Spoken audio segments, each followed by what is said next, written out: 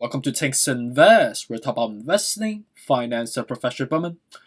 As the recording time of exactly at 4:21 p.m. on Eastern Time, Ethereum coin trade $3,393, up about 4.72% so far. As you can see clearly, the entire market, including both the crypto and the equity, were relatively bullish today, with a major reversal going on in the entire market that have lasted for basically the last 2.5, 3 days so far. And in a chronological perspective, we were expecting a relatively volatile week, right? And just to keep tabs on what's been happening so far, right? On Tuesday, we had the anticipated pressure ahead of the Jerome Powell testimony in front of the Senate. And as we heard from him on the economic outlook going forward, it seems like it's aligned with Wall Street expectations. So whenever we hear that's a full alignment, based on what Wall Street's been expecting and also what Jerome has been saying, it drives a confirmatory signal on the net positive side of the spectrum, right? We also heard collectively on those 2 days specifically from JP Morgan on Monday, from Jamie Dimon, on his outlook for economy going forward, right? Despite that we're currently at this so-called, quote, Great Depression, we are expecting to have one of the largest bull market going forward in 2022. And also, this is also supported by the equity economists from Goldman Sachs as well, right? So we saw that rally on Monday, and subsequently even a more rally from Jerome Powell on the perfect alignment based on Wall Street expectation, and the CPI report, despite the negative report numbers on a numeric perspective, is in alignment with Wall Street expectation again.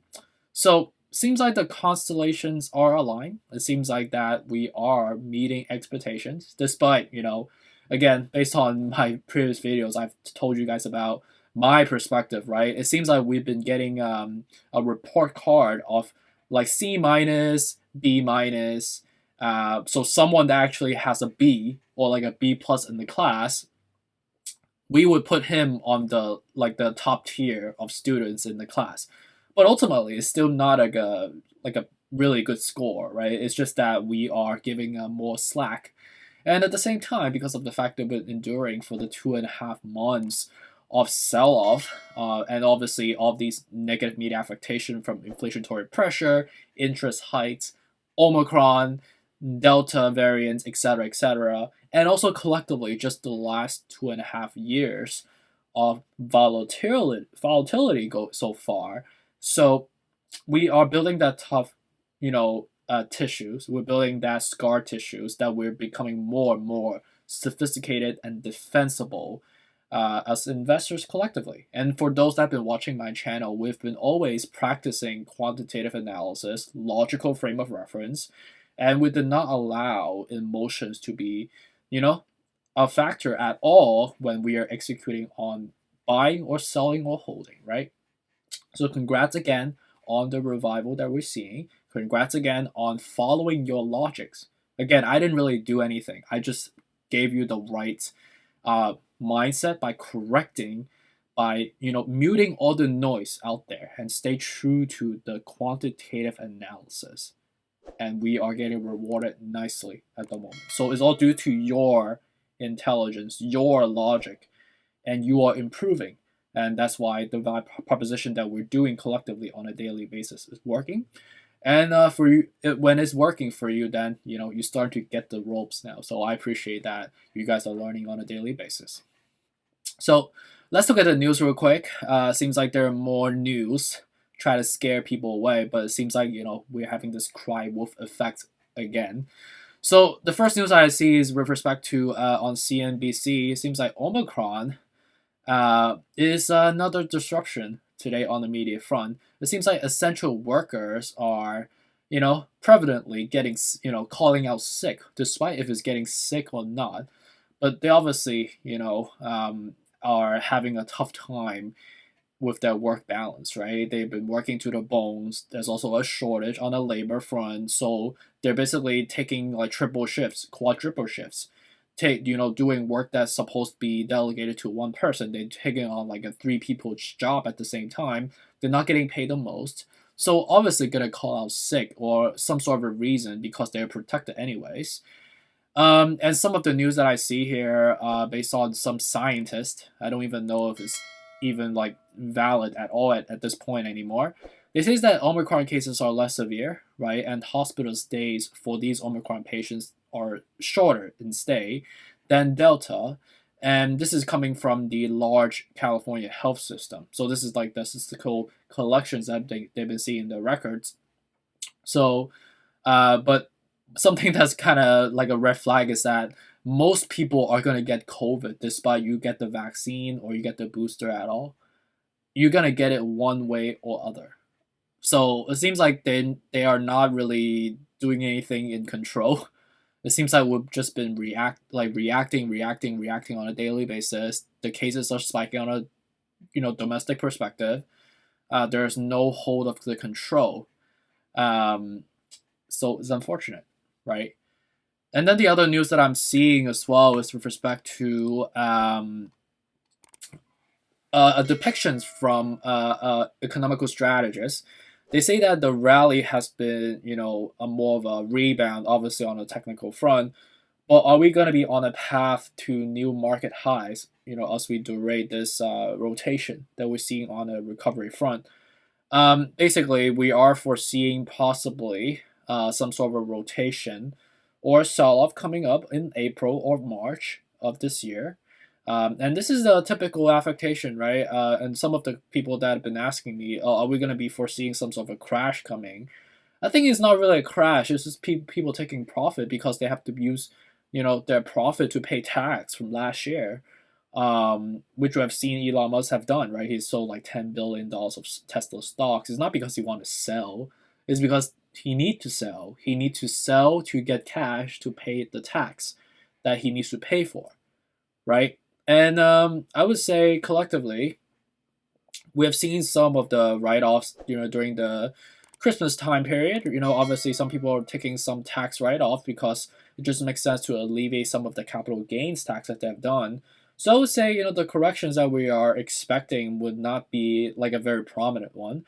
I would be thinking more prominently if we were surging, or have been surging ever since the Santa Claus rally, and we continue to sustain all the way to the end of basically Q1. Yeah, that would be, another reason to trigger a sell-off or correction. But based on what we see right now on a macro perspective, that just doesn't sound logical to me, right? But I think, based on historical trends, media are gonna spin whatever the way they want to be spinning. But I do understand where they're coming from. But we have to really take that logically, right? Because just because what happened historically in normal course of cadence doesn't apply to the current economy, right? Because we are in a very different economy state right now. We're also in a different cycle in terms of the market phases, right? So that's pretty much the two newses that I see that are really worth mentioning. So let's just dive right into the technical analysis with respect to recording time of exactly 4:30 p.m. on the Eastern time. Ethereum could trade 3,400, basically $3 away. And right now we're close to being approximately up about 5%. And right now at the 42 out of 70, we're about to form a golden cross, and at the same time we're about to touch the 3,472, which is the next comfortable level. So today we had a reversal. We bounced from the 3,000. Obviously, we got above the 3,150. Congratulations, that's a real architectural support level. The next level is a non-substantive level, basically at 3,250, and we got above as well the 3,350. So right now we're going to the next level. So we broke 2.5 resistance levels today. So really, really nice stuff. And with respect to Bitcoin, we're being supported as well. We are above 44 right now. We are at the 42 out of 70. We're forming a golden cross. You can see clearly we're forming a golden cross as we speak right now. And where we're trying to go next is basically at the 45,800 and then the 48,000 specifically. That's the next level we need to leap up to. We will consolidate a little bit at the 46 as a first level. Respect to Dogecoin up about 4% right now, then 16 cents. Anywhere from 14.50 to below will be a good level. Right now, the 45.70. And I would say probably not right now. I will probably buy it anywhere from the 14.20 all the way to the 13.65, still from below. Not right now. But to each his own. Right now, it's still at an okay level. Not the best, not the worst. Cardano's up about 10% right now. Right now, we bounced from the 119 because of the reversal with the 50 out of 70. So relatively overbought right now, especially at this short time frame. We're about to form a golden cross. So we have a real shot of actually breaking 134. As we break 134, because of the fact we just won a golden cross, we will test that first. Ideally, we'll go to 145. So that's very logical if that's the case. Solana's up about 8% right now. We're going to 152. Right now, I think as the next level is going to be 155, which is the first level, right? Again, 155, 133, 113 from here. The 42 out of 70 at the moment. So not terrible still. XRP is up about close to 5% as well. We're above 78, so we are basically levitating at the moment with the 80 because it's a flat number. Again, it's not a real level. We're about to form a golden cross and 46 out of 70, so I think we have a real shot of actually going to 88 cents as the next level. Polkadot is up about 7.68% so far. Anywhere from below 23.85 to 22.50 is still better level with the 50 out of 70 despite about to form a golden cross. So I think we might go up to like the 30, but it wouldn't be a long-lasting one. Let's just put it that way. Algorand's up about 3%. Anywhere from 136 to below is still better with the 47 out of 70. So it seems like we're revising nicely. Shiba Inu is at a parabolic movement right now. It's up about 17% at the moment. Again, right, with the 50 out of 70. So relatively overbought, or approximately close to being it. Again, anywhere from the, I would say, if you missed it, just don't worry about it. I would just, be more risk averse. Again, anywhere from 2,000 to like the low 1,400 to the 900 are still better level for us. Polygon is flat right now, and we saw some sell-off earlier today, right? But we're reversing because the overall market is pulling up. So would it be right time to buy now? I wouldn't say no, because at the 52 out of 70, we have a relatively good outlier that's forming the chart. So that says a lot of emotional instability.